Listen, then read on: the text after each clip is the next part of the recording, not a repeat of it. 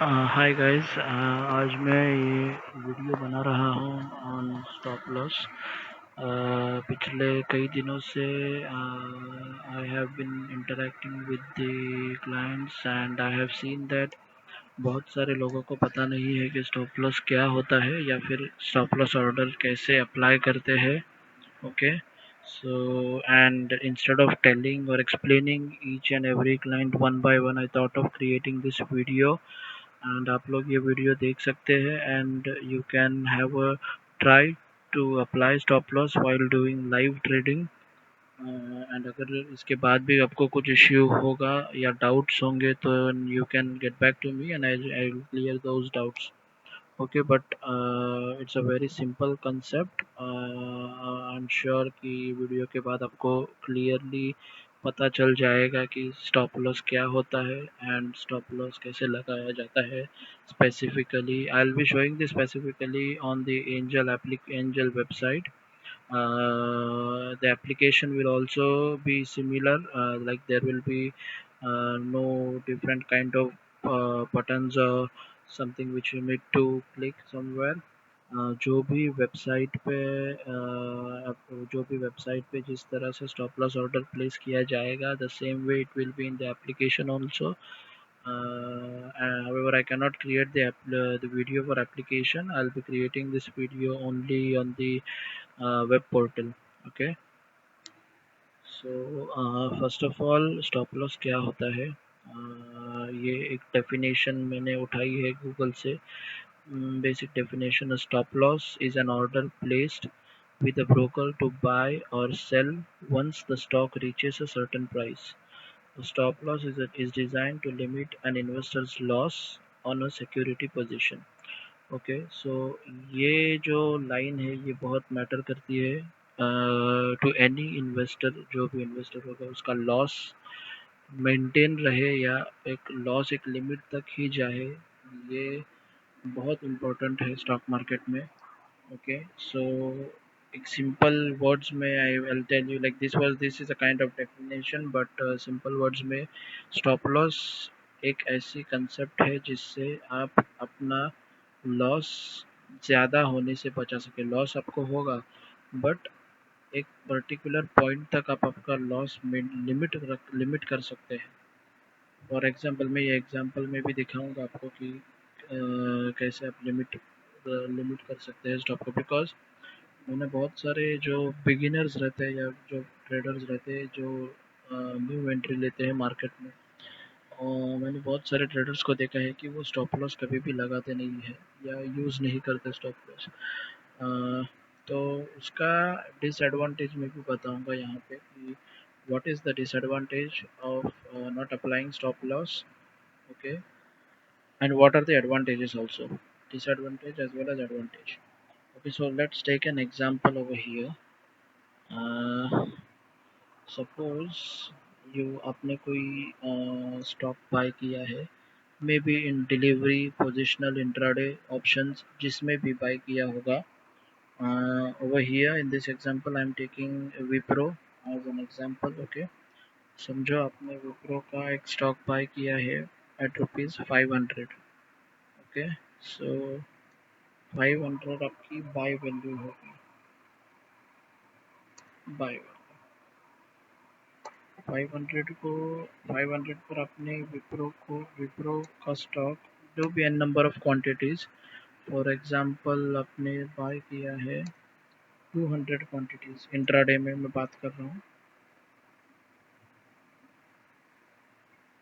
Options में आपको, जो ऑप्शंस में ट्रेड करते हैं उनको पता है कि लॉट साइज क्या होती है.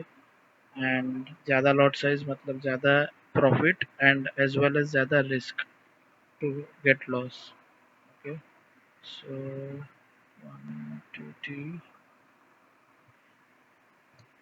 सो ओके, तो हमारा बाय वैल्यू यहाँ पे हो गया 500 फॉर 200 क्वांटिटी. ठीक है, 500 रुपीज़. अभी यहाँ से 500 से ये स्टॉक गया 550.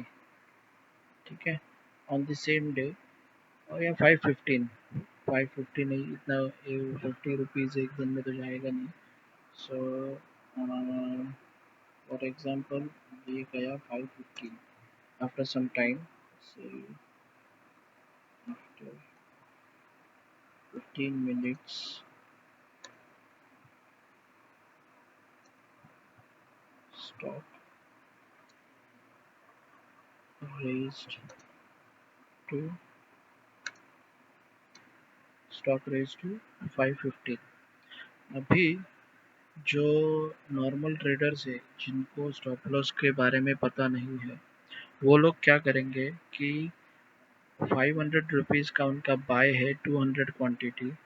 ओके, सो 15 रुपीज़ का प्रॉफिट है उनको पर क्वांटिटी। ओके, सो अगर आपके पास 200 क्वांटिटी है तो आपका प्रॉफिट हो गया 200 into 15, 3000 is your profit in this scenario. अगर आप यहाँ पे 500 पर सेल कर रहे हैं आपके जो 200 स्टॉक्स है वो, ठीक है। बट व्हाट इफ कि ये 515 से 520 जा सकता है, ज़रूरी नहीं कि 515 से वही रहे या वहाँ से नीचे आए, नीचे भी आ सकता है, ऊपर भी जा सकता है, ठीक है। नाउ पहले हम नीचे जाने के लिए बताएंगे कि what is like how can you minimize your loss.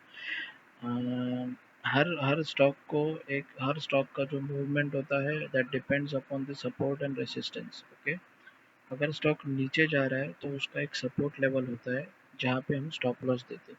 For example 500 पे आपने बाय किया है, ठीक है, 500 से ये नीचे, अभी तो हमने 515 ऊपर जाने का बताया, बट अगर ये नीचे आ जाए, तो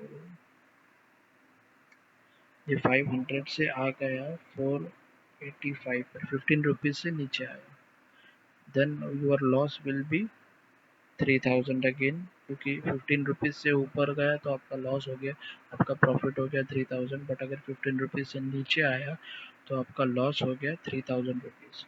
ओके, सो ये सिनारियो में हम क्या करते हैं to avoid maximum loss, okay, and to limit your loss, हम लोग क्या करेंगे कि जब हम 500 पे ये विप्रो की 200 क्वांटिटी बाय करेंगे, हमारी बाय ऑर्डर एग्जीक्यूट हो जाएगी, उसके बाद हम लोग एक सेल ऑर्डर डालेंगे। हावेवर वो सेल ऑर्डर नॉर्मल ऑर्डर नहीं रहेगी, वो स्टॉप लॉस ऑर्डर रहेगी, ठीक है। तो स्टॉप लॉस ऑर्डर हम लोग क्या करेंगे कि हम लोग स्टॉप लॉस ऑर्डर में दो प्राइस आपको डालने पड़ते हैं, trigger price, trigger price and price, ऐसे दो ऑप्शंस रहते हैं जो आपको, and because normal sell order में आपको सिर्फ प्राइस रहता है, बट स्टॉप लॉस ऑर्डर में आपको ट्रिगर प्राइस एंड प्राइस, ये दो ऑप्शंस फिल करने रहते हैं। ट्रिगर प्राइस हमेशा आपके प्राइस से ऊपर रहेगी। ओके, सो अगर आपका अगर आपको ये जो 500 क्वांटिटी है, अगर समझो ये स्टॉक की वैल्यू नीचे आती जाए, ठीक है, और आपको चाहिए कि 490 से नीचे अगर स्टॉक आए तो आपकी ऑर्डर एग्जीक्यूट होती जानी चाहिए, आपके ऑर्डर, आपकी क्वांटिटीज सेल हो जानी चाहिए ऑटोमेटिकली। ओके, आप 490 पर आने के बाद सेल ऑर्डर डालने जाओगे तो वो ऑर्डर डालने तक वापस स्टॉक आपका 490 से 480 चला गया होता है, इसीलिए स्टॉप लॉस ऑर्डर पहले ही डालनी पड़ती है, ठीक है। तो स्टॉप लॉस आपको ये प्राइस 490 पर आपको स्टॉप लॉस आपका मतलब अगर 500 से नीचे आए 10 रुपीज़ 490 तक तो आपकी ऑर्डर एग्जीक्यूट हो जानी चाहिए, तो आप प्राइस रखेंगे 490 एंड आप ट्रिगर प्राइस रखोगे 490.1 या फिर 490.05। Okay, always remember, note, trigger price should always be greater than price। Okay, तो ये केस में भी देखो